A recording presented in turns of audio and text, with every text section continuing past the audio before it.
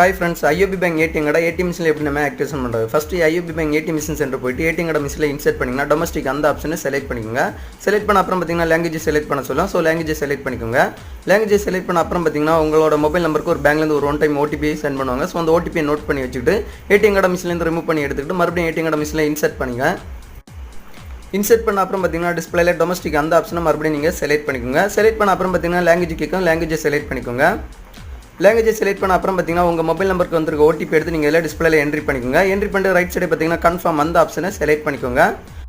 அந்த ஆப்ஷனை என்ட்ரி பண்ண அப்புறம் பார்த்தீங்கன்னா டிஸ்பிளேல உங்களுக்கு பிடிச்ச மாதிரி ஒரு 4 நம்பர் என்ட்ரி பண்ணுற மாதிரி ஒரு ஆப்ஷன் டிஸ்பிளேல வரும் பாருங்க. என்டர் யுவர் நியூ பின் அப்படி சொல்லி கேட்கும். ஸோ உங்களுக்கு பிடிச்ச மாதிரி ஒரு 4 நம்பர் நீங்கள் என்ட்ரி பண்ணிட்டு ரைட் சைடு அந்த ஆப்ஷனை செலக்ட் பண்ணிக்கோங்க. அந்த ஆப்ஷனை செலக்ட் பண்ண அப்புறம் பார்த்தீங்கன்னா ரீஎன்டர் யுவர் நியூ பின் அப்படி சொல்லி கேட்கும். மறுபடியும் அதே 4 நம்பர் நீங்கள் என்ட்ரி பண்ணிக்கோங்க.